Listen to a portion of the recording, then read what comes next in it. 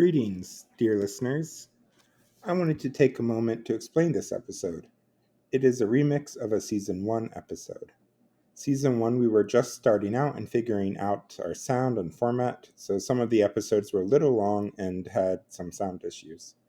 In light of the upcoming release of Halloween Ends this October, we decided to remaster these episodes, fix as many of the audio issues as we could, and re-release them onto our main feed and our YouTube channel.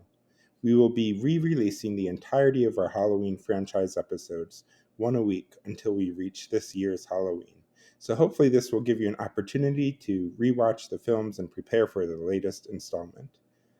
Finally, if you would like to listen to the original unedited and uncut version of this episode or any of the one-off Season 1 films, you can do so by going to patreon.com/horrornerdsatchurch and signing up for only $5 a month, cheaper than a subscription to YouTube Premium. Without further ado, we hope you enjoy this entry of Halloween.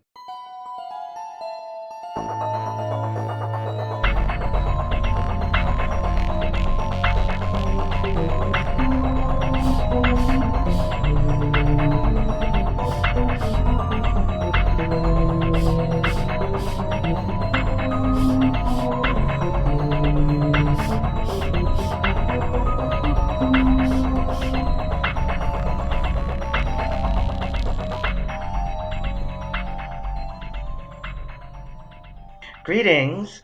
You are listening to Horror Nerds in Church, a podcast where we take a deep dive into a horror film and talk about what it can teach us about God, the Bible, and each other. My name is Joe, and I am the horror scream queen of the seminary world. Every day I'm in seminary, I find something to scream about.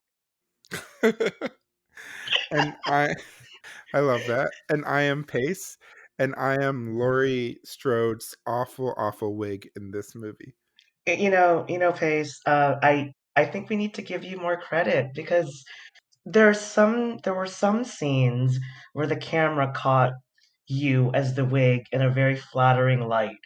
I think a lot of it depended on what position Lori was in. That one scene where she was just lying catatonic, the wig looked like you looked like you were gonna fall off, Lori. Oh my goodness. When she first gets wheeled out of the house, like in one of the opening scenes after the credits, and she's being wheeled into the ambulance, um, it looks like that is the worst the wig looks, I think. It is so bad. I It's so think bad. It's I like feel worse like than Stanley's toupee in Golden Girls. It's like bad. oh, that is pretty bad. I was gonna say I think uh I think the wig that Jamie Lee Curtis had to wear in the movie that we're going to do today is probably the only wig in the history of the movies that cannot be salvaged by any creative camera shot. Oh my goodness. Okay, so moving on. In case you didn't gather from the introduction, the movie we're covering this week is Halloween 2, the 1981 film, not the Rob Zombie remake from 2009, I want to say. Also called Halloween 2. This franchise is so confusing. Oh my Yes. goodness. So we have 3 Halloweens, 2 Halloween 2s, and then a bunch of other Halloweens. So hmm it's a thing. But yes, Halloween 2, 1981, directed by Rick Rosenthal, hmm produced and written by Deborah Hill and John Carpenter. hmm Rick Rosenthal was a name that was familiar to me right off the bat as a fan of the Buffy the Vampire Slayer TV show. I know you have issues with Buffy Pace. So, It's um, more with Joss Whedon than Buffy. I like Buffy for the most part just fine, mm, mostly. yes, yes, Joss is problematic. Again, he could be another podcast episode, perhaps a podcast series altogether. But yes, Halloween 2, the 1981 version, directed by Rick Rosenthal, who many years later, in Buffy the Vampire Slayer's sixth season, would direct one of what I consider to be its most iconic episodes, called Normal Again, where Buffy is poisoned by a demon she's fighting, and she hallucinates an alternate future where her life as a slayer is a dream.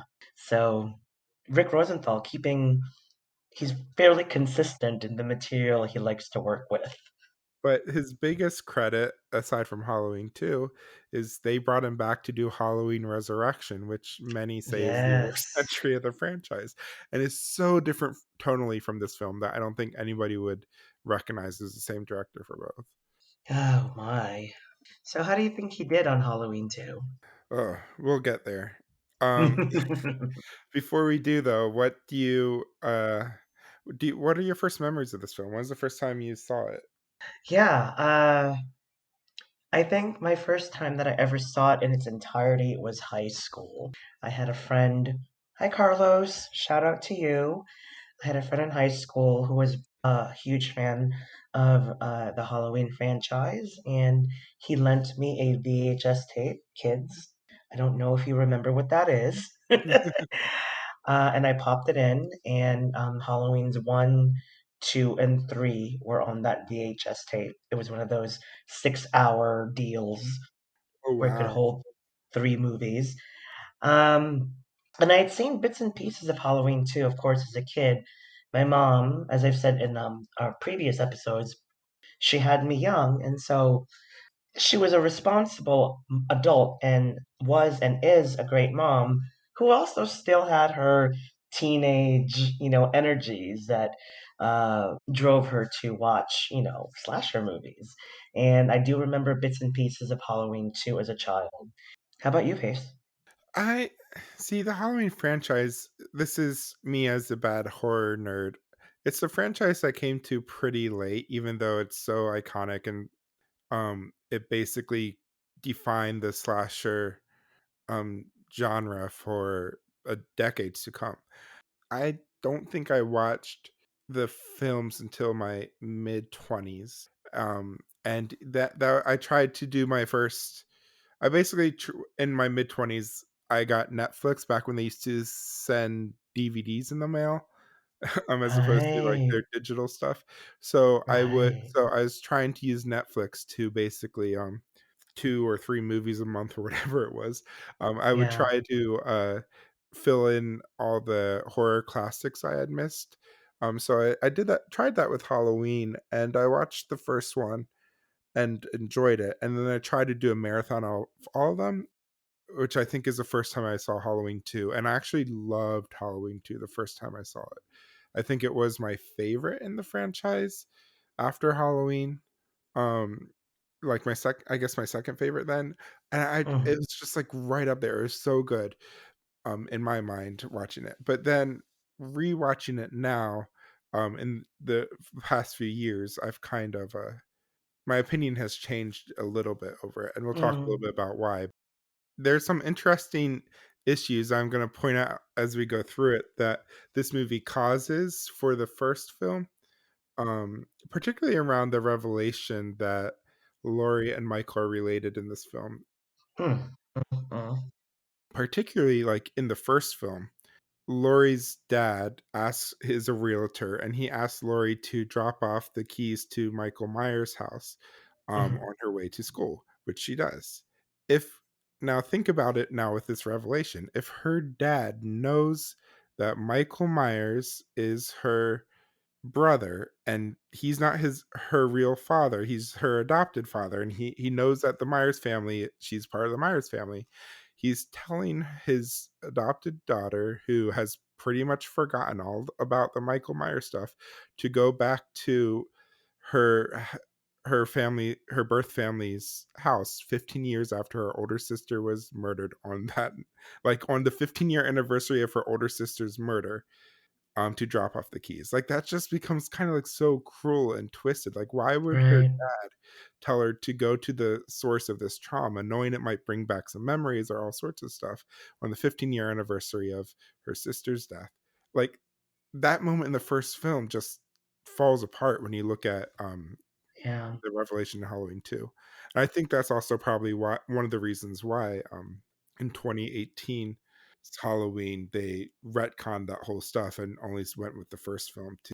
because of those moments that don't quite make sense anymore in the original film. Right.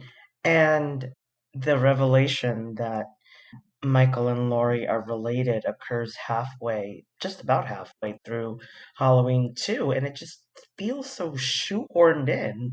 It feels random. It literally is an event that is literally not depicted. It is a Yeah. conversation that Dr. Loomis and his colleague have in a car, and they Yeah. just drop it like, oh, by the way, the governor has a sealed file on who Laurie Strode really is. What? Right. Where did this come from? And if yeah, so many plot holes because like if Loomis has been Michael's doctor since the beginning, he would have seen a young Laurie. You know what I mean? Because there, Laurie Right, has that flashback where she visits. We presume it's Michael and the institution that he was being held, and I don't know if it's a prison or if it's like some sort of clinic or what it is, but you see Laurie's visiting Michael, and he turns around in the chair like this young Michael and looks at her, and so like presumably Loomis would have known that he was getting visitors back then. And the other weird right, thing is Laurie does have this very brief flashback where she basically the flashback this occurs while she's in the hospital, and it occurs a few minutes before we learn from the dialogue that Joe just mentioned about uh how they're related from the governor's sealed file, whatever the secret that was. um but Laurie has this weird flashback dream sequence where she first sees her like in the backyard. She's talking to a woman, and there's like who's hanging laundry, and the woman's like, "Stop calling me mother. I'm not your mother." So we right. don't know who that is. That her birth mother trying to say you're not my mother because you're getting adopted and stuff, or is it her Hmm. adopted mother just like being very cruel to this child she just adopted? I don't know what's going on there. And then soon after that, she has that flashback about Michael. We presume it's Michael in the asylum or whatever it is, and like that's it.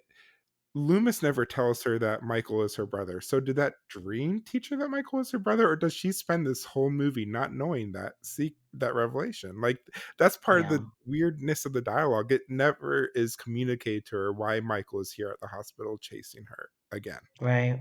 Yeah, and tonally, that flashback just makes no sense because even in the few minutes or so of that flashback, where this little girl is trying to get the attention of her mother, and as you said, the mother says, "I'm not your real mother. Stop bothering me," or something like that. It doesn't square with how Laurie comes across in the first movie. She seems very well adjusted. She seems to have a good relationship with her father. She's a star student, and she has a good circle of friends. It does not seem like she had an emotionally isolating childhood.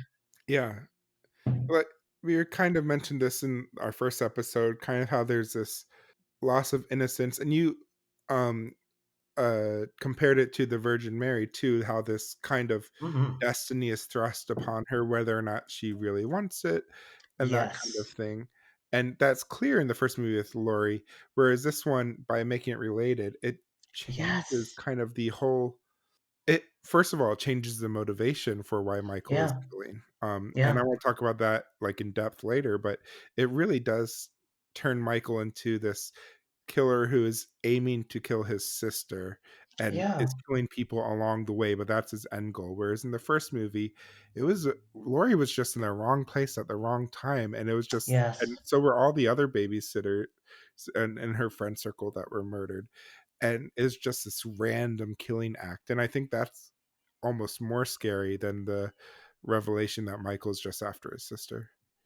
Yeah, it really unwinds that whole notion of fate, which is actually brought up in the first Halloween during the scene with Laurie in her English class, if you recall.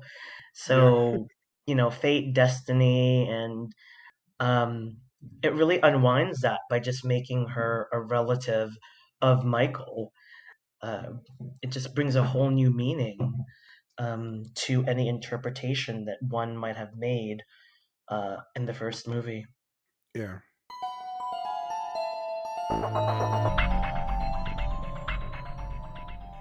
So so from the beginning of Halloween 2, one thing that strikes me is that clearly the budget is bigger. So the song Mr. Sandman starts playing, and I don't even want to imagine how much they paid to have that song included in the movie. Mhm. The other thing that struck me is the jack o' lantern on the opening Yeah, credit. And many of the critics have a fairly conventional view of that as saying, "Oh, this is clearly tying, this movie to Halloween 1." Um, but for me, I was admiring sort of like the technical prowess of that. It's a very good opening sequence for a movie from that era. It doesn't look cheesy to me. I thought it was very well done. definitely. Like it references the first, and it's kind of keeps that simplicity initially, but then the reveal that it's a skull inside, I think was, like you said, very well done. Yes. And it's still like close enough to the first that it feels in where the first just had that jack o' lantern just glowing in the Mhm. opening credits rolled. So it still captures that, but then it builds on it in a way that makes sense in a progressive way. It's one of the Yeah. few things that I think actually is really progressively building on the story from the first one in a way that I think works. Right. Yeah. So right from the start of this movie, it's not the sweet little indie movie that the first Yeah, one was. definitely. And also interesting is that most of the opening thing I think is just recycled footage from scene of the final scenes of the original. But there are a few noticeable differences. One is Michael falls off a balcony this time, and that balcony was not there in the original. Right. I'm curious about that. Like, did they add a balcony to the house, and why did they add a balcony to the house? I don't know. What was going on in the writer's room? Did someone just say, you know what? I think it'll look better if Michael falls off a balcony. Yeah. And in the age before like home video really took off, because this is early 80s, so like VHS was just becoming a thing. So like those kind of minor retcons, like the audience wouldn't really notice because you wouldn't have seen the Hmm. film since it was in theaters or Right. since it played in TV, however long ago that was. So I think it works, and I don't have a problem with that. I just wonder, like you said, what is the reasoning for that? Is there a was did the house change like the filming location, and so like was the balcony added to the house in real life? Is that the motivation for it? I don't know. I'm wondering if they thought it might have been such a subtle change that nobody would remember it from the first movie. And recall that the entertainment culture at that time is not the same as it is today, with all sorts of serialized storytelling and everyone being much more astute about continuity these days. I agree 100%. What I think is really impressive about Halloween 2 is that they managed to get Jamie Lee Curtis back. Oftentimes, actors who really want to move up will not necessarily want to return to a property that they've already acted in. And this brings up the point of the wig. What is up with that, Pace? Why does she have to wear this wig? Oh my goodness. So she got her hair cut short. Kind of, I mean, I'm sure most of our listeners are familiar with Jamie Lee Curtis. She tends to wear shorter hair, even now, and has through most of her life. And this wasn't too long after Prom Queen, I don't think, which where she had one of the first movies where she had a real short haircut. So I just think her hair was too short, and they didn't want to wait for it to grow out, so just throw a wig on. And since most Hmm. of the scenes are in the dark, like even her hospital room, the lights are almost always off. It the film can almost get away with it. It doesn't quite work on HD that we have now on our HD TVs, but yeah, and the other interesting thing about her coming back is she didn't want to at first, but they talked her into Mm. it, especially when she found out John Carpenter was returning. So she felt she was returning kind of as a favor to him for helping launch her. Wow. It's wild to think about this because obviously Jamie Lee Curtis could not foresee that she'd become such a huge star and an iconic one at that. Definitely. And something else of note here too is just the change in Laurie's character. And in the first film, she's so resourceful. This film, she Yes. spends most of it unconscious or Yes. drugged up. So, of course, that would affect her ability to be resourceful. And I think that was an intentional choice because we've already seen that Laurie can easily best, well, not easily, but how resourceful she was at besting Michael. And so I feel like that was the writers, John Carpenter and Deborah Hill's way of trying to figure out a way to make Michael scary again for her and more of a threat, Right. because if she already Right. bested him, is like it's clear that she already can win in that situation. But as a Right. consequence, though, then you get a Lori who is kind of the opposite of that really, I guess, proto-feminist strong woman character in the original. Hmm. Whereas now you just have this woman where actions keep happening around her without any sort Yeah. of her say. She even gets injected with one of the sedatives against her will. Yeah. So it really She's kind of completely takes out helpless. any agency the character has from the first film. I'm wondering if John Carpenter and Deborah Hill had realized they had written themselves into a corner with how brilliant Laurie was. So to kind of recreate the fear and tension of the first movie, they could only really, you know, uh, inject her with that sedative, number one, so use drugs, and number two, just play up the trauma so that she's essentially uh, trapped in that cycle of fear, as if she had never overcome it with her resourcefulness in the first movie. And so what we get is a Jamie Lee Curtis who doesn't really have a lot of dialogue.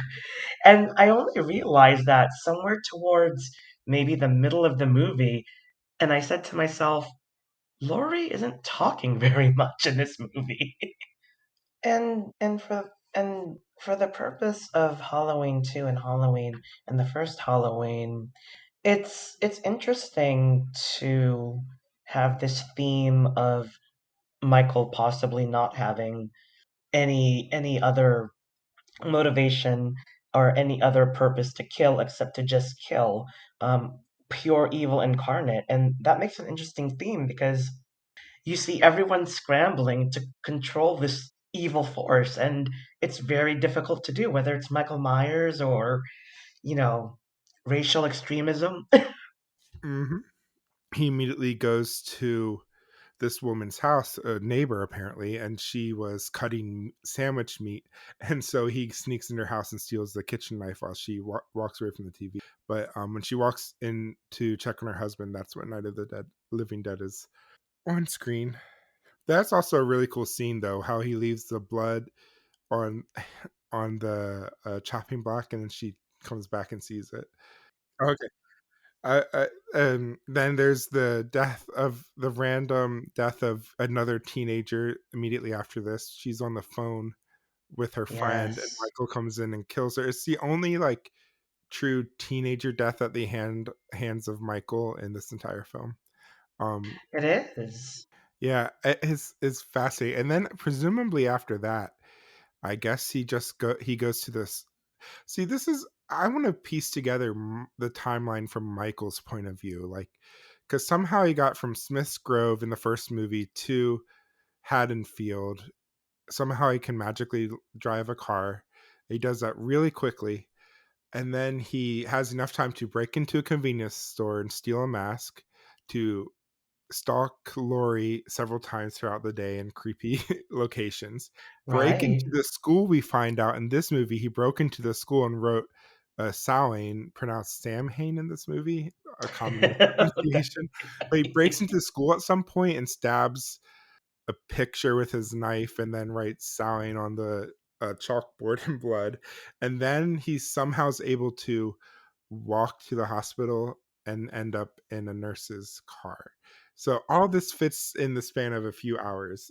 along with all the murders he does. So it's just I really want to see how he gets from point A to point B.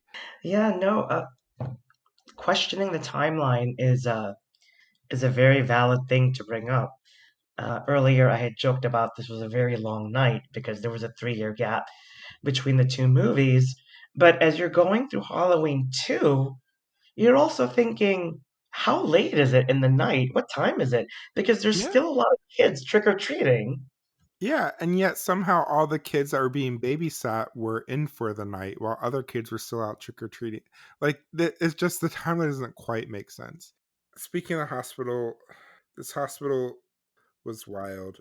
There were they they are casually handing around sharps, like they do blood work on Lori, and the doctor just hands it to a nurse. No one's wearing gloves. The nurse is just carrying it around. And then there's a scene where you see one of the the ambulance drivers was are the is that EMT? Ah, He was smoking. I yes. think it's a joint with forceps, and you see, and there's like a ashtray in the hospital. Like in the hospital, they're just smoking. Uh, just a very Yes. different understanding of hospitals than we have today. Clearly, this was filmed pre HIV/AIDS, so there's like really Yes. careless around bloodborne illnesses. Uh, Yes, yes, I agree, and these are good criticisms to point out. But me, being a shallow human being, all I could really think about was how Jimmy, one of the EMTs, was so cute. oh, that okay. So Lori's weird flirtation with Jimmy just feels so out of place. What was that about? Where did that come from? Jumping back a little bit, but I think it fits here. Is how Nancy Loomis comes back just to play Annie briefly in a cameo as the corpse. So that is so weird. But so yeah, first thoughts on that, and then I want to talk a little bit about Sheriff Brackett there. So, okay, so quick recap, super quick, really. Annie died in the first movie. Annie is still dead in Halloween 2. But it appears that the actress came back just to play the corpse as she's being wheeled out of the house. I'm sorry, I shouldn't be laughing. No, it's But so I mean, an bizarre. acting job is an acting job, right? Yeah, But still, it's so odd. I really want to know what the conversation was with her casting agent, with her agent. It's like they want you back for Halloween too, and she's like, "I thought I died," and it's like, "Yeah, you're gonna be Yeah, playing a corpse." I It's like, mean, they could have easily saved a paycheck by keeping the blanket over her face. On I the other hand, it did it did add a really powerful dramatic dimension yeah, because her father has to identify the body. So yeah, maybe as an actor, Nancy Loomis was attracted to that because actors are always looking for meanings in their part. yeah, yeah. For sure, and that's the other part I wanted to talk about with that scene in particular is Sheriff, like, it's just such a beautiful scene, I think. And I mean that as this kind of is one of those diamonds in the rough. So John Carpenter is clearly a Lots of brilliant roughness. thinker and writer. Um, and you see that especially in the first Halloween film, so many of his other films. And this is one of those moments that just is unnecessary to move the plot forward, but it's a character moment that was put in and really helps make give the film some emotional depth, and also just this really nice character moment where we see the grief of the night and the effect and toll it's having on Sheriff Brackett when his daughter there. And it's one thing that is it's one of the few things I really like about the Halloween 2 remake.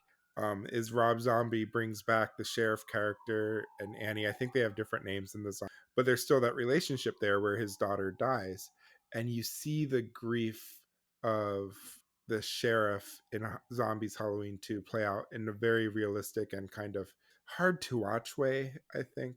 Um, Yeah. but so It's so such an yeah, it's such an interesting little dramatic and meaningful thread to pick up on and also repeat. in different iterations. It seems almost anomalous. Yeah, yeah, I agree, um, and there's so many little moments like this that just kind of they don't push the story forward. So in some ways, it could be detracting, especially because Halloween is, like you said, is such a tight film that it really there are those little scenes between characters, but it helps. It's like establishing the narrative and establishing the characters. Whereas this film, there's none of there's not as much of that. Yet you still have moments like two moments that I want to talk about specifically that don't really carry the story. But Mm. one is the boy who gets rushed to the emergency room after Ah, biting into an yes. apple, presumably, and there's a razor blade in his mouth. And there's this Oh really boy. graphic scene Yeah. where his mom rushes him, drives him to the emergency room, and he gets out of the car and she asks him to pull a towel away, and it reveals the knife like embedded in his mouth as like a razor Yeah. blade. Lots of blood, really gory. Surprisingly, And mom's really cool with it. Like she's just like yeah, parents of it's the '70s were a different thing. I maybe it is. You're right. It is a graphic thing. It seems like a big deal, but the scene is just directed so casually. yeah, it doesn't. But it just kind of that's one of those fascinating things about the scene is there's no indication that it was Michael behind the razor blade in the apple. Like that, it just seems like the Mm, snapshot into the horrors of small town life. yes. This boy bite into an apple that had a razor blade, and it was a prank pulled by somebody in the town, a really sadistic prank, someone other than Michael Myers. So this town has Right. at least two very sadistic um people who have some sort of killing tendencies or something. Like Mm, there's at least two people in this town. So it's just really strange. Like it just kind of shows, I think, kind of the one of the themes from the original film is just that I think is carried over into this one is just this small town idyllic neighborhood, the suburban right. town of Haddonfield. There's a lot of evil in this town that just kind of goes under the surface. One of the very alarming things about this hospital is it's Halloween night, which tends to be a busy night at hospitals because Mm, people act foolishly and injure yes, themselves. they do. And you also have people apparently putting razor blades into apples in this town as well. So the hospital, you would think the hospital would be packed, but it is so dead in that hospital. There's only a few people on staff. It looks like there's only one doctor who's on call. There's like four or five nurses, a security guard, and the two EMTs. And that's the only people we see in the entire hospital. Right. So it makes no sense unless my headcanon is this hospital is there is a new hospital that must have been built maybe halfway between Smiths Ah, Grove and Haddonfield, which is a new state of the art hospital that they send yes, everybody to. But because yes, it's Halloween and stuff, they haven't quite closed Haddonfield Memorial Hospital. They're phasing it out. So, but they leave it yes, open on Halloween for basically overflow, and that's why you get Lori in yes, there and just a few and the little boy in there and a few other people. But right. Just because at the very end of the movie, they take Lori to another hospital, so I assume yes, they do. they must be taking Yeah. her to, in my headcanon, I The guess, the new hospital.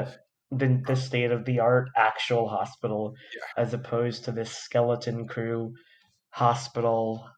but apparently the ER is right next to the maternity ward because the same nurses are at a nurse station and they're looking into a maternity ward room window to where all the newborn babies are. Yeah, Yes. they're supposed to be ER nurses. Yes. So I guess the maternity wing and the ER wing are the only two wings that are open in this hospital, and everything else is shut down and moved to the And Smiths Grove Hospital or wherever else it is. yes. And if you'll notice, when Michael killed off the nurse assigned to the maternity wing, we never saw it again. The fate of those babies is just sort of hanging in the air. Especially that giant explosion. just to fast forward to the end, like, did that take out the maternity ward too? Like, I know.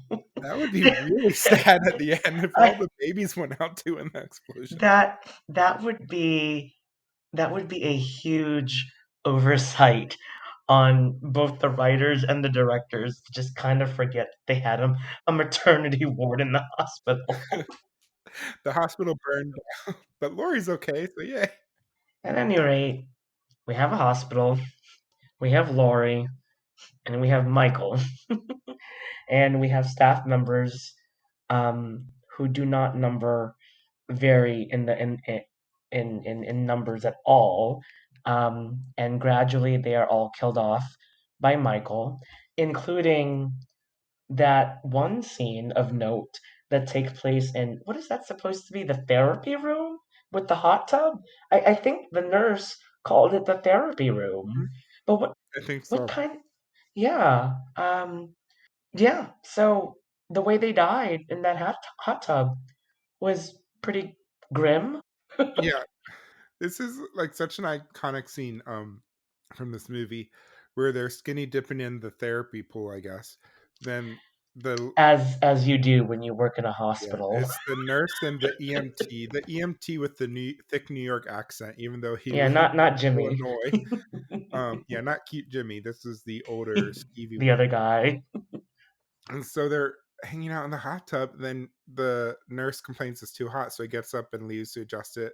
And Michael kills him. One of the great scenes that kind of is a throwback to the original, where the camera is focused on the nurse, but you see in the background, out of focus, Michael kill the EMT behind her out of focus, which is just, it's always really haunting to me when they show Michael in the background out of focus. And Yeah. then Michael turns the temperature up on the hot tub to the point where it becomes scalding, because apparently why would you manufacture a hot tub that can produce Yes, temperatures that would kill somebody? I don't understand. right. Why aren't there any safeties on it? Right? Like, and there's even a label saying, like, warning, scalding. It's like, okay, because but then this scene is just so gruesome, how he just, like, shoves her head underwater repeatedly, and each time she comes up, her face is more burned until it's basically melted off. It it's definitely a very graphic scene to be sure, and that's what these movies are supposed to do, right? They're supposed to have like the most gruesome deaths that you can produce.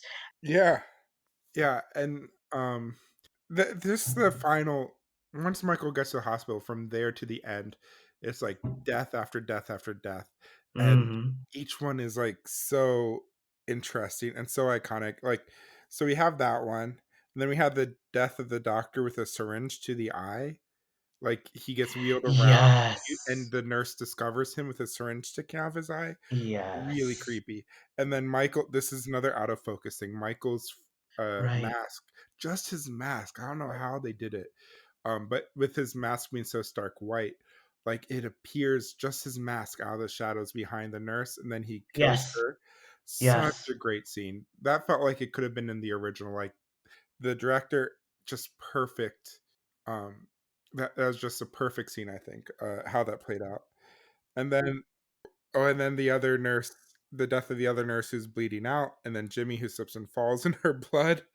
This film, the only Loomis and Laurie know that Michael is still, up until towards the very end. And then Laurie, that one of the best sequences of the whole film is that cat and mouse game where Laurie finally is kind of back to her original character from the first film. I guess she got enough of the tranks out of her system or something, that she can be up and around, because she's trying to find help. The nurses aren't there, and so she knows something is wrong. And then she sees Michael kill the nurse, lift her up with his scalpel, and so she runs away. And that, from that sequence until the very end, is just so full of suspense and so full of mood. And that mood setting, that cat and mouse game, when she goes down into the basement and discovers the body of the security guard, when he almost catches her as she's trying to fit through the window, and he's Hmm. like, and she's able to just escape through the window. to when she finally escapes the hospital. She's outside, and you think the movie's finally going to be over. She goes into the car and is about to leave, and then Jimmy comes out and he's about to drive her away and save the day. And then he passes out on the steering wheel. The horn, Yeah. the horn just goes off, and she I realizes. Yeah, go ahead. yeah. I was just absolutely mortified at that. I'm like, you of all the things, you do not want a horn going off consistently when you're trying to evade a possibly otherworldly serial killer. I know. And then when she can't get the car on and all the tires are slashed, and then Mm. You see Loomis come up with the cop, with the other cop, and the nurse we were introduced in the first film are all going to the hospital, and Laurie sees them and is trying to call out for them, but her voice is like too. She can't quite find her voice till it's too late. Like all that is just like so tense during the scene, and it works so well, I think. And then as soon as the door closes, she finally is able to call for help, and by then it's too late. And so then she runs to Right. the door back into the hospital where Michael is. And then we see Michael has made it outside and is chasing her, and she's trying to get in before. Like it's just so tense and so great, so Yeah. great. This is one of the reasons I think when I first saw this film, I just loved number two because this final act is really, really good. One other thing I want to touch on before we get into our deep dive into some of the theology stuff is just Hmm. um, I feel like John Carpenter and Deborah Hill's intention for Michael at the end of this movie was that he was dead.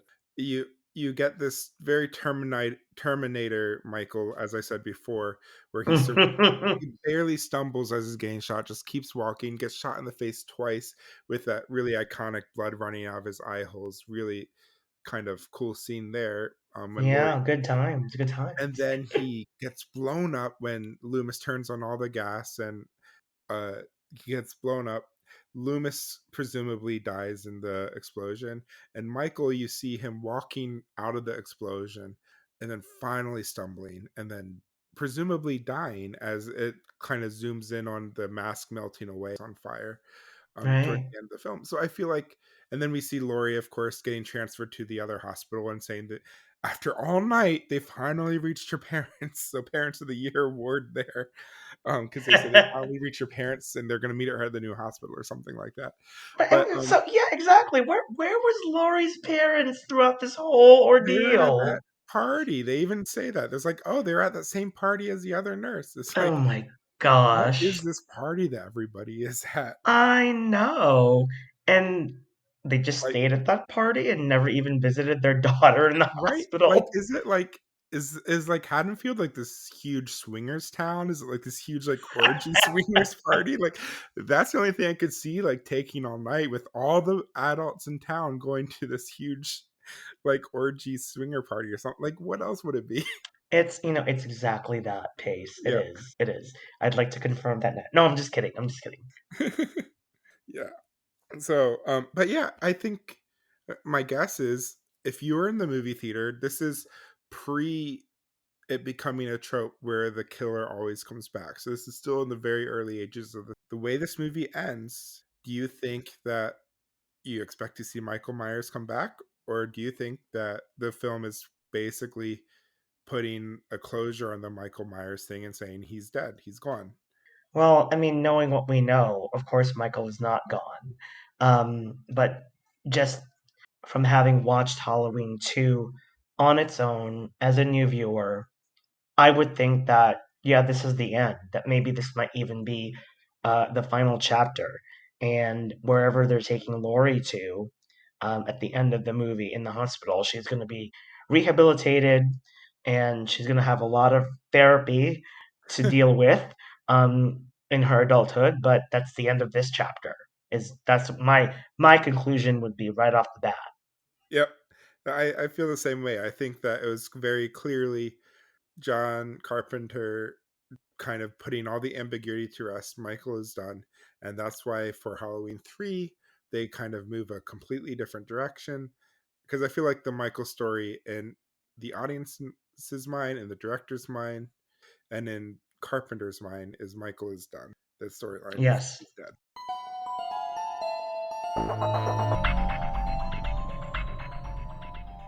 Where is God in Halloween 2? Yes. That is the question. I think in much of this film franchise, especially the first two, is it's so bleak. It really does beg the question: is there good? And if there is good, where is it? We don't see much. We see the frontline workers, of course, try Right, to care for their patients as best as they. right. The doctor seems to, and especially like injecting Lori, who's underage, without either her consent or her parents' consent, is really bad. Right. um well, I presume she's underage, maybe she's 18, I'm not, but nonetheless, like, still against her consent. um and kind of seems to be absent for most of the movie until he ends up, but it just seems like there's not much good in this town. Really, the only character really trying to look out for anybody else is Hmm. Loomis, and he is an outsider to the town, so there's always already that piece. And Right, really trying to, and he's really the only one who comes to Laurie's aid, in the first film or this film. right. Well, and I'm wondering too, as I mentioned earlier, if Michael is meant really not to have much of a background, and if he is just supposed to represent raw evil, and all the ways that we come up with to kind of contain that, not as some anomalous force, but a part of our lives, a part of our human nature, and it's a lifelong, centuries long, generations long struggle to contain, those not so great sides of ourselves. And I'm wondering if that's ultimately what Michael Myers is supposed to be. But for the purposes of storytelling, because I know that in a story, I always want to know the dimensions of the character.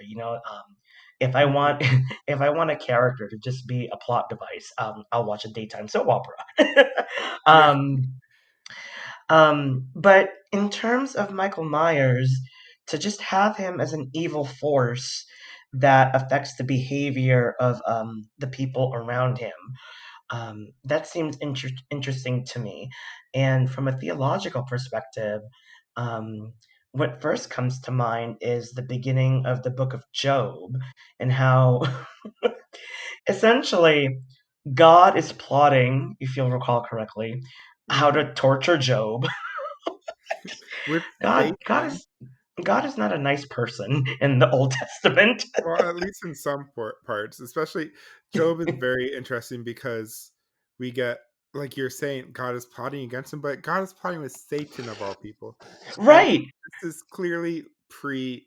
So for listeners who aren't like, who haven't been to down the deep rabbit holes that we go into in seminary and other religious higher education, you might not know that. And remember, religious education, seminary at the graduate level makes me scream.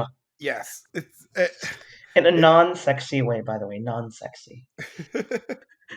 but yeah, so like it's how do you put it, this basically the concept of Satan has evolved over time. So different Hmm. parts of scripture picture of the Hebrew scriptures, or what Yeah, many call the Old Testament, picture Satan in different ways. And then by the time of Jesus, he kind of he's closer to what we imagine today. Not quite, right, but closer to this kind of evil personified, everything wrong with the world, right, that we and have and today. But in Job's and time, that was not the case. They pictured him to be part of right, more of like a trickster figure, like yes, Loki or something like that. That was part of a yes. divine council that God set.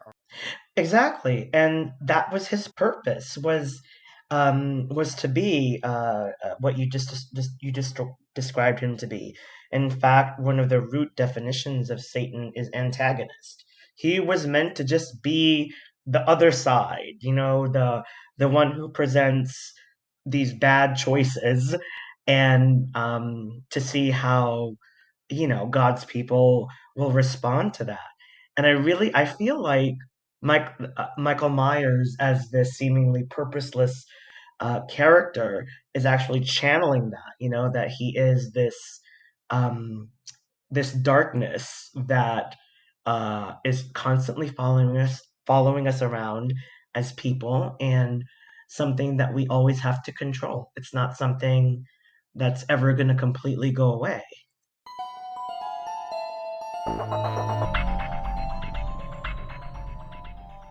Let's moving on. Let's move on to the next Okay. adventure in our So podcast. out of 10 jack-o'-lanterns, mm, so picking yeah. up on the rating system we used for the last film, out hmm of 10 jack-o'-lanterns, these ones each come with a mini skull inside that opens up after you rate Of course, of it. course. So, In homage to that great opening title yeah. sequence. So out of 10 nesting doll skull jack-o'-lanterns, what would you rate this film? Now, if I'm remembering our episode on the first Halloween, I had actually rated it higher than I was originally going to, right? I was going Hmm. to give it a 7, but then I increased it to 8, if Yes. I'm remembering correctly. Yep. So, let's see. I'd have to give this one some thought. And just relying on Rick Rosenthal's strong direction here, um, I am going to give it a. I'm going to give it 6 jack-o'-lanterns with a skull in it, and it falls short. Ugh, sorry, sorry for bringing that up again, but it falls short of achieving the other four, just because the writing was not there. Carpenter fessed up to it. There's so many inconsistencies, and Paige, I'm not a professional critic. I'm not a professional movie critic. I like to watch movies mainly for fun. Um, and even when I am critiquing a movie, I'm also giving it credit for how much fun I had with Hmm. that movie. Yeah. But with Halloween 2, there are just some flaws that I can't forgive. And because of those unforgivable flaws, i.e., how did Michael get from town to the hospital so quickly? Um, i.e., what time is it exactly? Is Yeah. it is it the beginning of the night? Is it the middle of the night? I don't get it. Um, yeah, I can't give those 4 remaining jack-o'-lanterns with the skull in it. It's gonna be a 6 for me. That's interesting. See, for me, my rating is I tend to rate just it by all sorts of different ways, but I think one of the primary things is what you said is how much fun do I have watching the movie. Mhm, And mhm, I think one, this is pretty bleak of a movie, so parts of it just aren't fun. But if you really love gore, there's a lot of gore in this. The first movie was had very little gore, no nudity almost, except for the snapshot of Judith, Michael Myers' sister, in the very beginning of mm, the film. Whereas this had more of a extended nude scene of the hot tub. So I feel like this movie, from a gore perspective and just kind of enjoying, that's one of the reasons we all love slashers, right? It's a little cathartic to see people getting mutilated. Is that bad to say? No, I mean, but let's for real, I let's mean, you know, it's let's fun. just be real. Let's just be real. Yeah, it can be a Yeah, little it's a good cathartic release. because yeah, it's a release and it's fiction, so we know it's make believe, and so we can kind of Mhm. enjoy that. Uh, Yes, yes, just as I enjoyed watching Michael Myers butcher all of these people and secretly imagining that he was butchering the person who left me for a tango dancer. But anyway, yes. So there's that aspect too. But for me, I think this movie overall is still pretty enjoyable. It's still there's still some genuinely scary moments. Not quite the level of unsettling or scariness of the original. But I would still say for me it's a 7 out of 10 skulls inside. mm-hmm.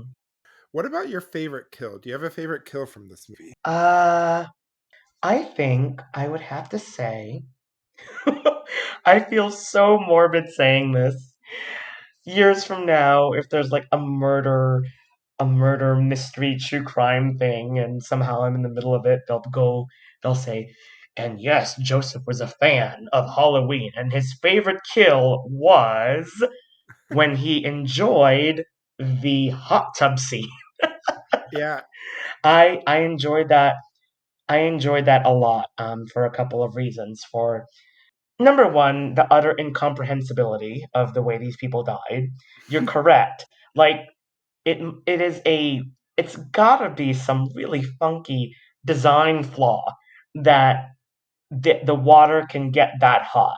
If this is truly a therapeutic hot tub, it should be there should be something much more regulatory about it. It shouldn't be able to get to 100 degrees Fahrenheit. yeah.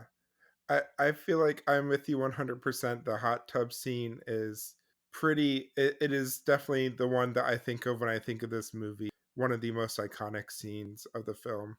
Yeah, Both Bud's death, as he said, but also the nurses. I can't think of her name now either. How her face gets scalded off. Just very the special effects were done well. It really works and it kind of sticks with you. I guess on that note, we should end then. Next week we are continuing with Halloween 3 Season of the Witch. So it was written and directed by Tommy Lee Wallace and fun produced by movie. Deborah Hill and John Carpenter. The last one they were directly involved with for a while. Mm, yeah, And that movie, it takes a yeah, lot of flack, but I ended up really enjoying it.